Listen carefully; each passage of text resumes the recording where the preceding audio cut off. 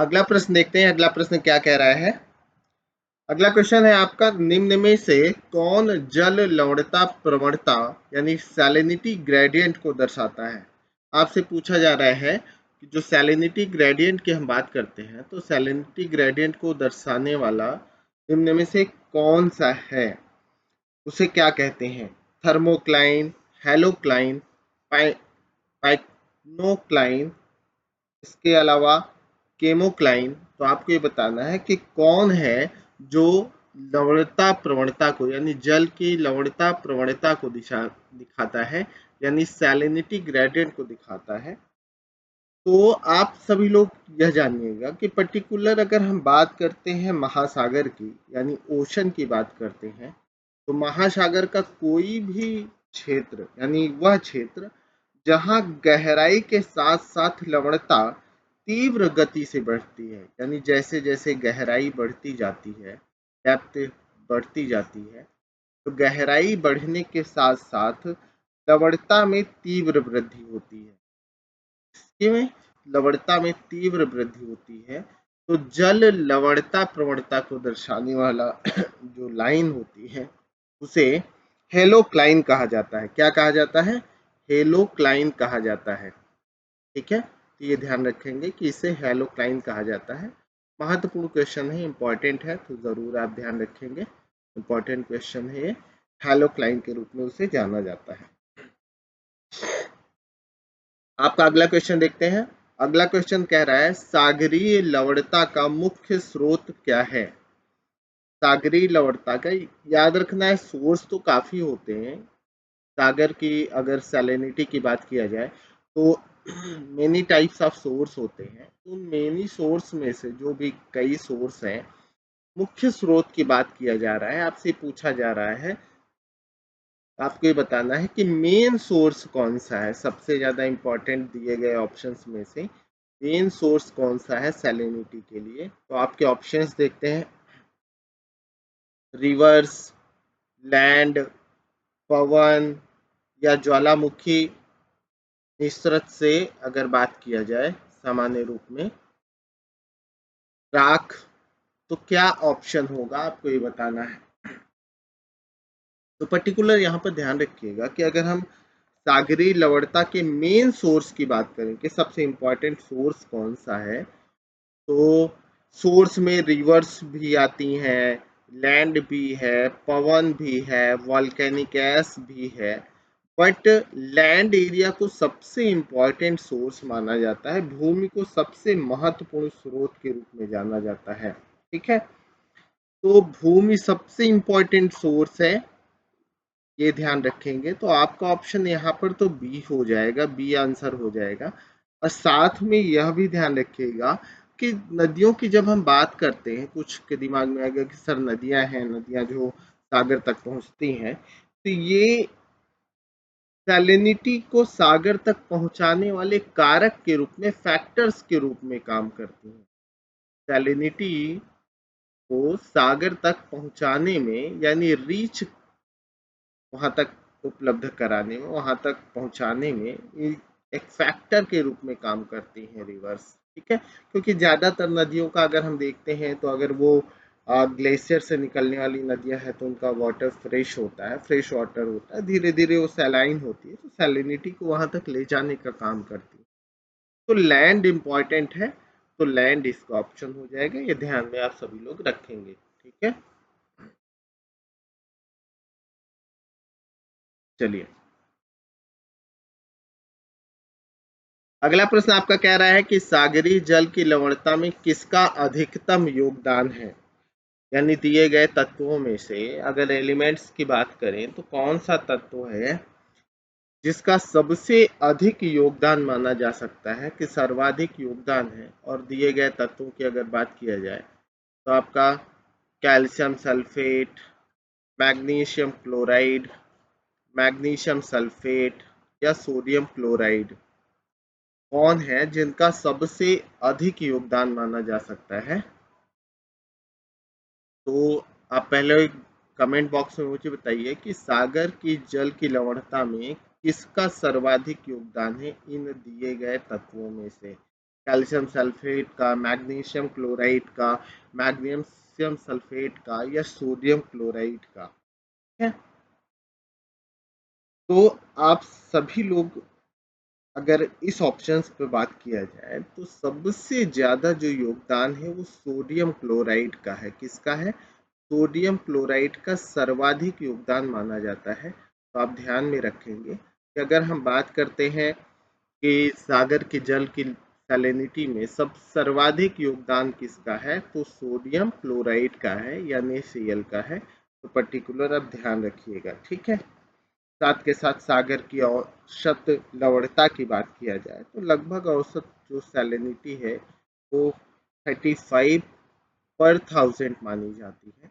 ये आप ध्यान रखिएगा कि लगभग 35 पर थाउजेंड एवरेज है सैलिनिटी का, तो ये एवरेज माना जाता है, ये भी आप ध्यान में रखेंगे। अगला क्वेश्चन देखते हैं। अगला प्रश्न कह रहा है कि उच्चतम लवणता कहाँ पाई जाती है?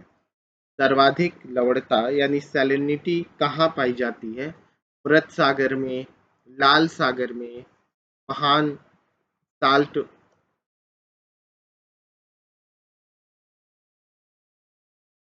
ग्रेट साल्ट लेक में यूएसए के, वान झील तुर्की के, तो कहाँ पर सर्वाधिक लवणता पाई जाती है? ये आपको इसमें बताना है कि सर्वाधिक सैलिनिटी कहाँ पर पाई जाती है।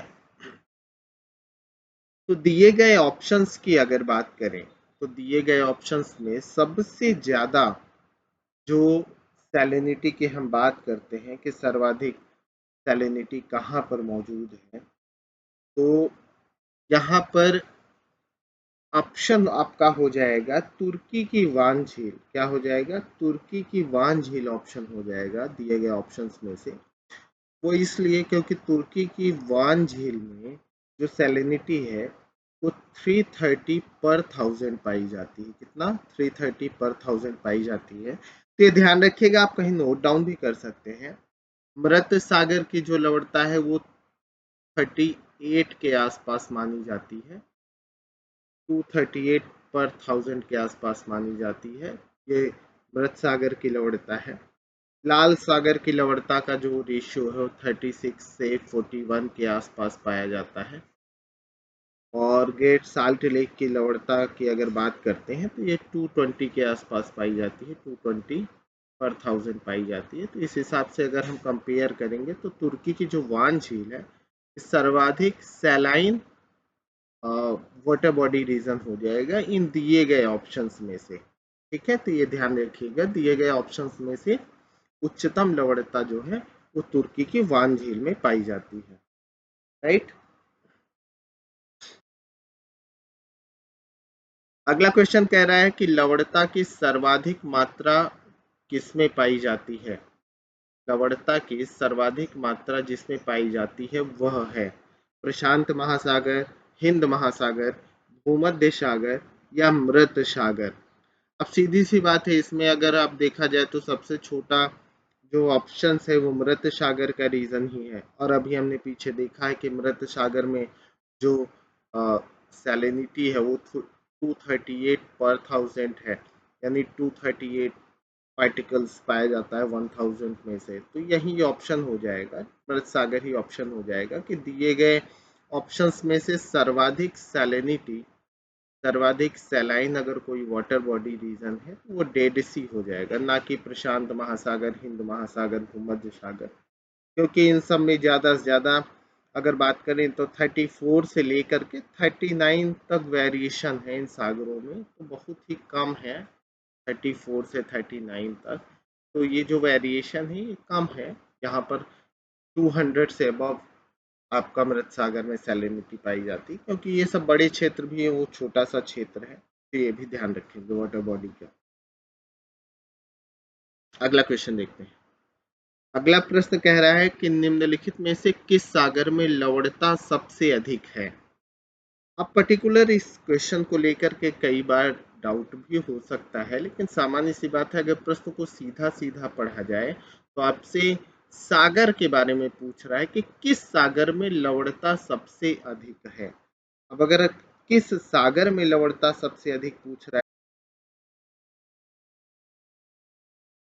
तो यहाँ पर आपको ध्यान में रखना है कि दक्षिण अमेरिका की सबसे बड़ी नदी के रूप में अमेजन को जाना जाता है। किसे जाना जाता है? अमेजन नदी को जाना जाता है कि अमेजन जो है दक्षिण अमेरिका की सबसे बड़ी नदी है।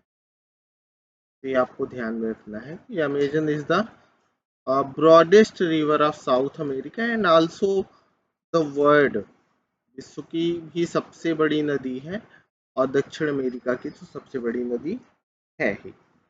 अगला क्वेश्चन आपका देखते हैं कि अगला प्रश्न क्या कह रहा है। ठीक है, तो अगला प्रश्न है आपका, निम्नलिखित में से कौन सा देश नील नदी द्वारा अपवाहित नहीं है? यानी कुल मिलाकर के आपको पूछा जा रहा है कि नाइल रिवर की अगर हम बात करें तो नाइल रिवर का संबंध किस देश से नहीं है। ये आपसे पूछा जा रहा है कि नाइल रिवर का संबंध किस देश से नहीं है। चाड, इथियोपिया, सूडान और युगांडा आपके ऑप्शन है। तो अगर हम नील नदी की बात किया जाए तो नाइल रिवर का जो ड्रेनेज सिस्टम है, जो अपवाह क्षेत्र है, अपवाह प्रणाली है, तो अपवाह प्रणाली में दो प्रमुख नदियां हैं आप जानते हैं। एक को हम श्वेत नील बोलते हैं, व्हाइट नील बोलते हैं, और दूसरी को नीली नील या ब्लू नील के नाम से जाना जाता है। तो इससे मिलकर के बने हुए हैं और इसमें के आधार पे इथियोपिया भी इससे जुड़ा हुआ है, सूडान भी जुड़ा हुआ है, युगांडा भी जुड़ा हुआ है, लेकिन चाड का संबंध इससे नहीं है। चाड की अगर बात किया जाए तो चाड का संबंध इससे नहीं है। तो यहाँ पर आपके ऑप्शंस की अगर बात किया जाए तो चाड, इसका ऑप्शंस गलत है। चाड का संबंध इससे नहीं है। ये ध्यान में आपको रखना है। इस क्वेश्चन का आंसर ए ऑप्शन हो जाएगा।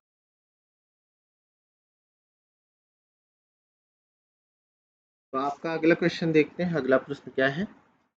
अगला क्वेश्चन कह रहा है कि नीली नील या ब्लू नाइल नदी निम्नलिखित में से किस झील से निकलती है? आपको ऑप्शन दिया गया है कि ब्लू नाइल का संबंध किस झील से है। विक्टोरिया झील, ताना झील, एडवर्ड झील या एल्बर्ट झील।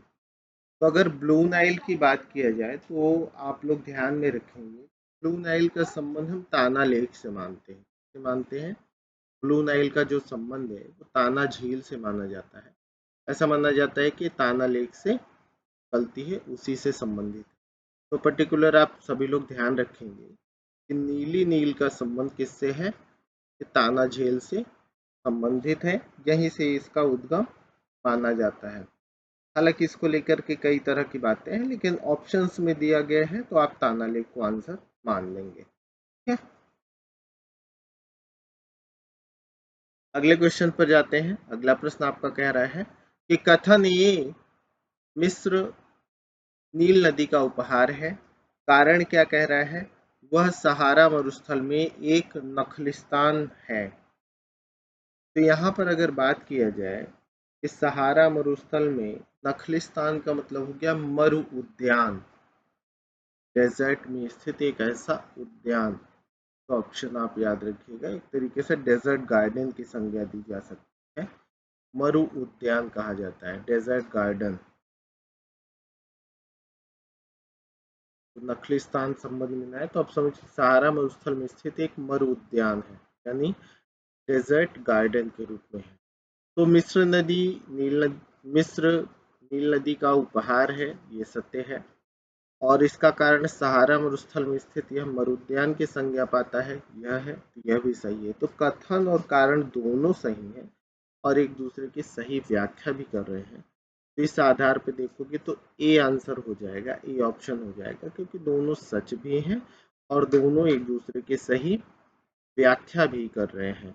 इस आधार पर अगर मैं बात करूं तो ये दोनों सच साबित हो जाएगा। ठीक है, तो ये आप ध्यान रखेंगे, आपका आंसर हो जाएगा ए।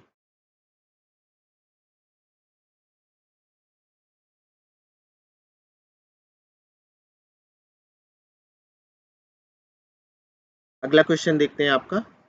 अगला प्रश्न आपका कह रहा है कि नीचे दिए हुए मानचित्र पर विचार कीजिए और मानचित्र में दर्शाई गई नदी कौन सी है आपको बताना है।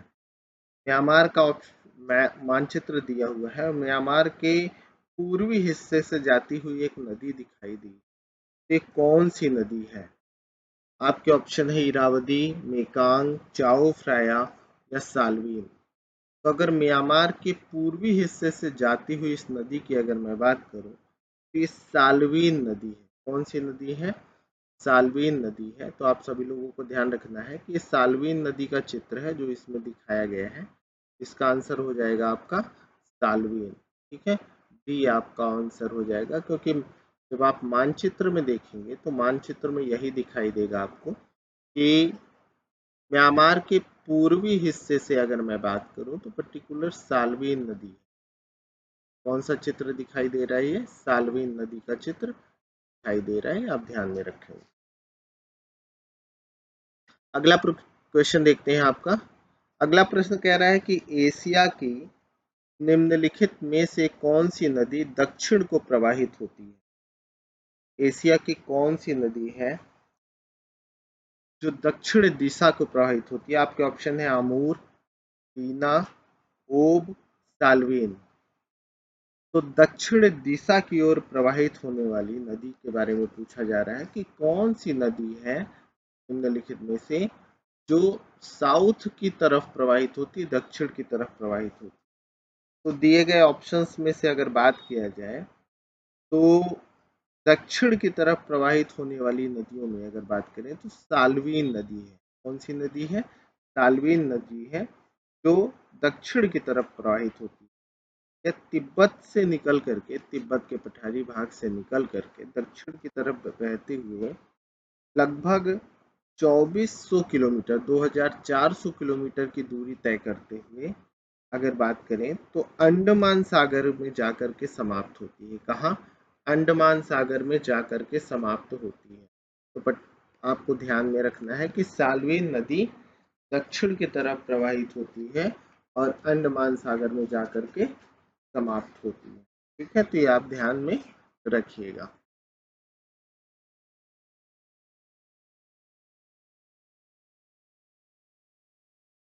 तो यहाँ पे ध्यान में रखना है कि इसका आंसर साल्वीन नदी हो जाएगा। अगला क्वेश्चन देखते हैं, नेक्स्ट क्वेश्चन क्या कह रहा है। आपका अगला प्रश्न कह रहा है कि एशिया की सबसे लंबी नदी कौन सी है? आपके ऑप्शन है सिंधु, ब्रह्मपुत्र, यांगटीसी और ह्वांगहो। तो एशिया की सबसे लंबी नदी के रूप में अगर बात किया जाए तो यांगटीसी नदी है। कौन सी नदी है? चाइना की जो नदी है यांगटीसी नदी, एशिया की सबसे लंबी नदी के रूप में जाना जाता है। यांगटीसी नदी को एशिया की सबसे लंबी नदी के रूप में जाना जाता है। ये चीन में प्रवाहित होती है। तो आप ध्यान में रखिएगा कि चाइना में प्रवाहित होने वाली प्रशांत महासागर में जो यांगटीसी नदी गिरती है तो यह एशिया की सबसे लंबी नदी है। आप ध्यान में रखेंगे। अगला क्वेश्चन देखते हैं। अगला प्रश्न आपका कह रहा है ABCD के रूप में चिन्हांकित अपवाह द्रोणियों को नीचे सूची में दिए गए नामों के साथ सुमेलित कीजिए और अपवाह द्रोणियों के नामों के नीचे दिए गए कूट का प्रयोग करते हुए सही उत्तर का चुनाव कीजिए। अब इसमें खास करके ड्रेनेज पैटर्न बना के दिया हुआ है। याद रखिएगा कि नदियों का ड्रेनेज पैटर्न बना हुआ है, बेसिन बना हुआ है और उस पैटर्न को ध्यान में रखना है आपको। नदी पैटर्न को ध्यान में रखना है। गंगा ब्रह्मपुत्र का रीजन है, सिंधु, पराना और जाम्बेजी का रीजन दिया हुआ है। तो आपको मैच कराना है।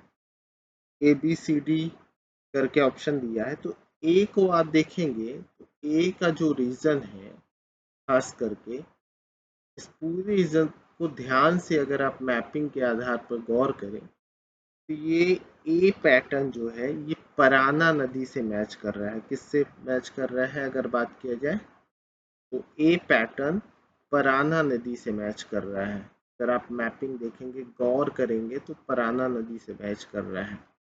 बी पैटर्न पर आओगे तो बी पैटर्न क्योंकि इधर से पूरा गंगा का रीजन आता है और इधर से अगर देखोगे तो आपका ब्रह्मपुत्रा का रीजन आता है। एक गंगा ब्रह्मपुत्रा के पैटर्न को मैच करा रहा है। क्या गंगा का पैटर्न हो गया। सी की बात करेंगे तो सी का जो पैटर्न है वो जाम्बेजी नदी से मैच कर रहा है। थोड़ा सा डिफिकल्ट क्वेश्चन है, याद रखिएगा, क्योंकि आपको नदी पैटर्न को दिमाग में बिठा के रखना है।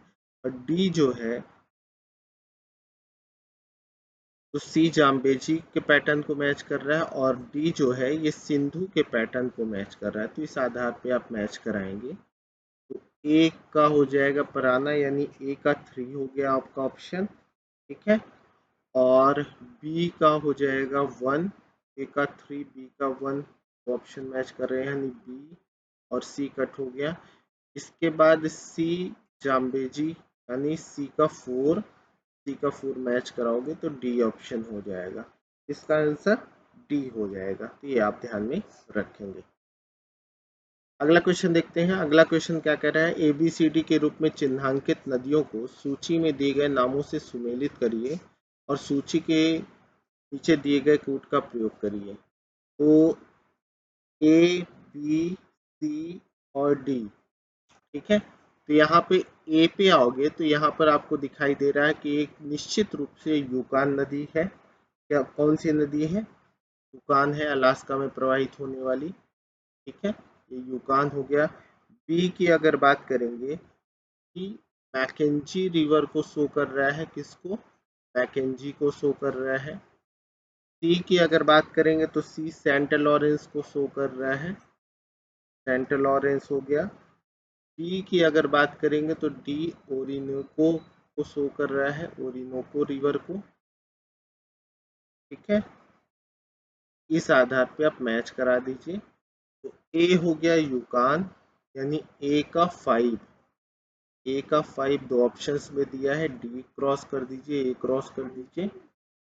इसके बाद अगर बात करते हैं बी मैकेंजी यानी बी का 3, तो बी का 3 ए का 5, तो बी आंसर आपका मैच हो गया 2 से ही, जिसमें आपका सी का 1 यानी सेंट लॉरेंस और डी का 2 ओरिनोको दिया हुआ है, एकदम मैच करे। ये मानचित्र पर आधारित प्रश्न है, काफी अच्छा इंटरेस्टिंग क्वेश्चन है, यूपीएससी में आया हुआ है। इस तरह के कोई भी प्रश्न आते हैं तो आप याद रखिएगा, आईएएस के एग्जाम में आया हुआ क्वेश्चन है, जिसे आपको सॉल्व निश्चित रूप से करना ही करना है, राइट।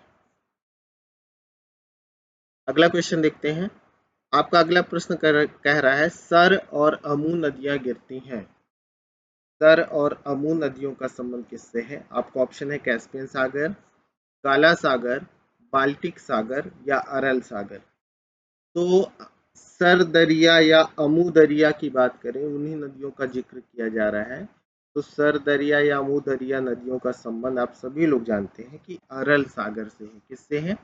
अरल सागर से है, सर दरिया और अमू दरिया का।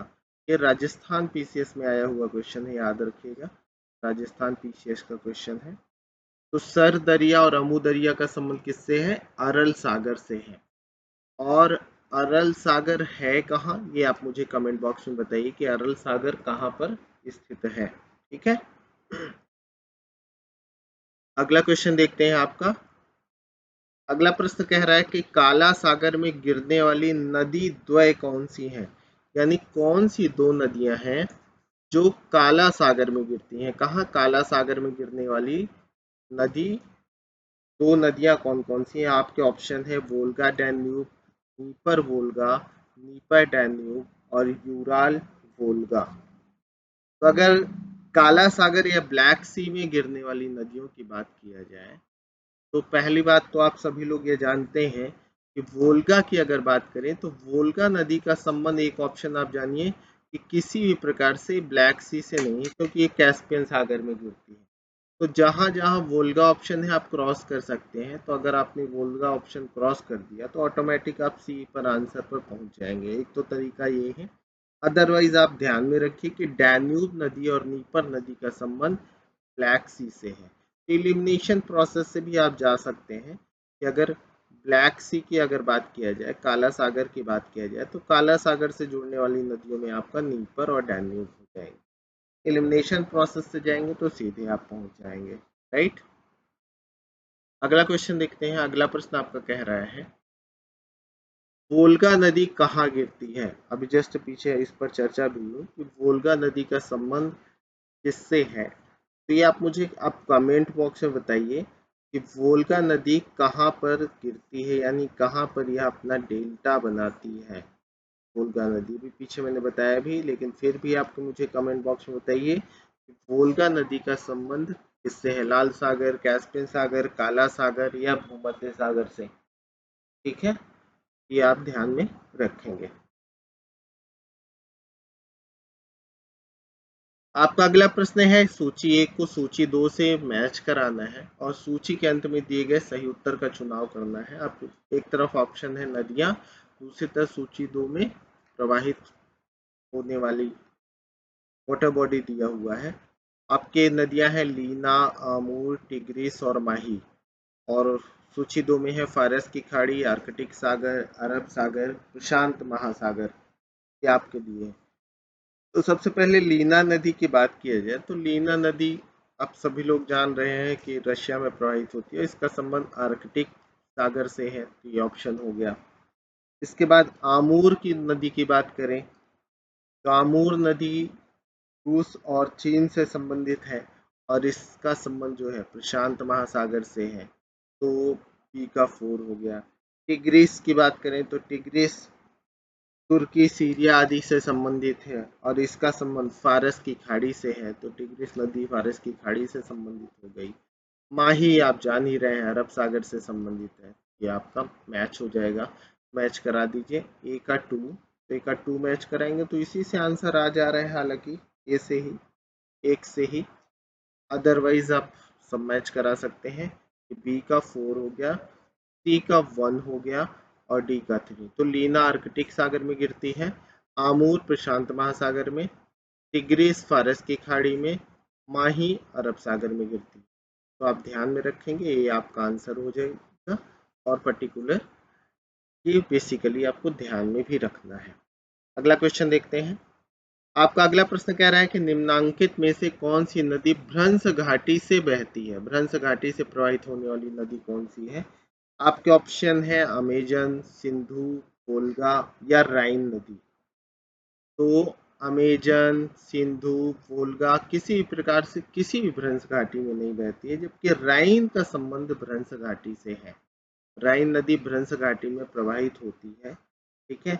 आल्प्स पर्वत श्रृंखला की अगर बात किया जाए तो राइन नदी स्विस आल्प्स, स्विट्जरलैंड के आल्प्स पर्वत श्रृंखला से निकलती है और रिफ्ट वैली में प्रवाहित होते हुए जाकर के नॉर्थ सी में गिरती है। उत्तर सागर में आप जानते हैं कि गिरती है राइन नदी। काफी इंपॉर्टेंट नदी है, जर्मनी की मानी जाती है राइन, तो ध्यान भी रखेंगे। अगला क्वेश्चन देखते हैं। आपका अगला प्रश्न कह रहा है निम्नलिखित में से कौन सी एशिया से संबंधित नहीं है? नदियां दिया गया है और पूछ रहा है कि कौन सी नदी है जो एशिया से संबंधित नहीं है। लोकनूर, आमूर, नाइजर, टिग्रिस। तो आप स्पष्ट रूप से जानते हैं कि नाइजर का संबंध किसी भी प्रकार से एशिया से नहीं है। यह अफ्रीका में प्रवाहित होने वाली नदी है। अफ्रीका की महत्वपूर्ण नदियों में से एक है। ऑयल रिवर के रूप में भी इसे जाना जाता है, तेल की नदी के रूप में भी जाना जाता है। तो नाइजर नदी का संबंध किसी भी प्रकार से एशिया से नहीं है, ये आप सभी लोग ध्यान में रखेंगे। ठीक है। बाकी लोकनूर, आमूर और टिग्रिस आदि का संबंध एशिया से है, ये आप सभी निश्चित रूप से ध्यान रखेंगे।